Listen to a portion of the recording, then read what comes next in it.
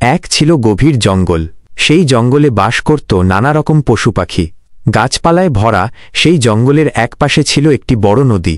নদীর ধারে একটা বিশাল জামগাছ ছিল, যেখানে থাকত একদল বানর। তাদের সর্দার ছিল কালু বানর। কালু ছিল দেখতে বেশ বড়সড়, কিন্তু বুদ্ধিতে ছিল কাঁচা। অন্যদিকে জঙ্গলের গভীর অংশে থাকত এক ধূসর রঙের শিয়াল, যার নাম ছিল রফিক। রফিক ছিল খুবই চালাক এবং ধূর্ত। একদিন কালু বানর তার দলবল নিয়ে জামগাছের পাকা জাম খাচ্ছিল। গাছের নিচে অনেক জাম পড়েছিল। রফিক শিয়াল দূর থেকে এই দৃশ্য দেখছিল। তার মুখে জল এসে গেল। সে ভাবল, ইস, যদি এই জামগুলো খেতে পারতাম।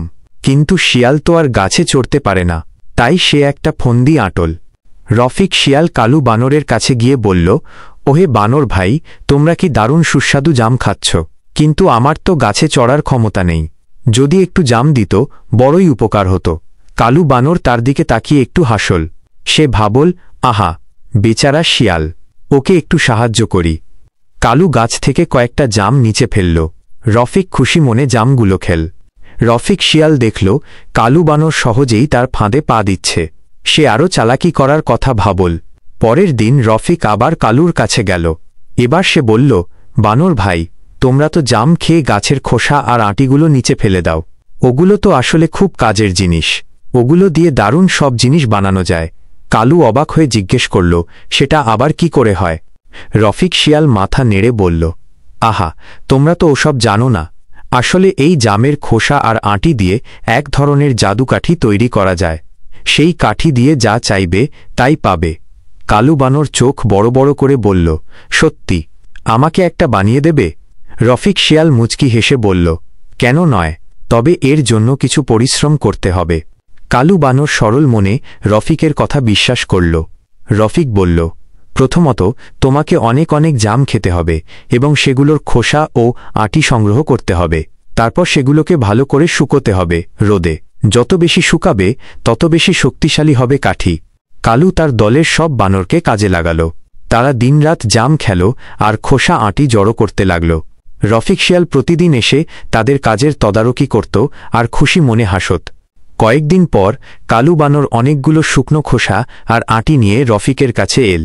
রফিক শিয়াল বলল, এবার এগুলোকে একটা গর্তে পুঁতে ফেলতে হবে।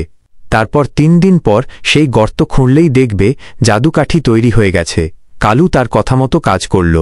সে জঙ্গলের এক নির্জন জায়গায় একটা বড় গর্ত খুঁড়ল এবং সব খোসা আঁটি পুঁতে ফেলল। তৃতীয় দিন কালু বানর খুব সকালে তার দলবল নিয়ে সেই গর্তের কাছে গেল। তারা অধৈর্য হয়ে গর্ত খুঁড়তে শুরু করল। যতই খোঁড়ে ততই মাটির নিচ থেকে শুধু শুকনো খোসা আর আঁটিই বের হয়। কোনো জাদুকাঠির চিহ্ন নেই। কালু বানর অবাক হয়ে রফিকের দিকে তাকাল। রফিক শিয়াল তখন পাশের একটা গাছের আড়াল থেকে উঁকি দিচ্ছিল। কালু বানর বুঝতে পারল যে রফিক শিয়াল তাদের সাথে চালাকি করেছে। সে রাগে গর্জে উঠল, দুষ্টু শিয়াল, তুই আমাদের বোকা বানিয়েছিস। রফিক শিয়াল তখন হাসতে হাসতে বেরিয়ে এল। সে বলল, আহা বানর ভাই, এই দুনিয়ায় নিজের বুদ্ধি ছাড়া অন্য কারো কথা এভাবে বিশ্বাস করতে নেই। জাদুকাঠি বলে কিছু হয় নাকি? আমি তো তোমাদের বোকা বানালাম আর তোমরা আমার কথায় বিশ্বাস করে জামগুলো আমার কাছে পৌঁছে দিলে। কালু বানর এবং তার দলবল মাথা নিচু করে রইল। তারা নিজেদের বোকামির জন্য খুব লজ্জিত হল। সেদিন থেকে কালু বানর বুঝতে পারল যে কেবল শক্তি দিয়ে সব হয় না, বুদ্ধিও খুব দরকারি। আর রফিক শিয়াল তাদের দিকে তাকিয়ে আবারও মুচকি হেসে তার গন্তব্যে চলে গেল। সেই দিন থেকে বানরেরা আর সহজে কারো কথা বিশ্বাস করত না এবং নিজেদের বুদ্ধিমত্তা ব্যবহার করতে শিখল।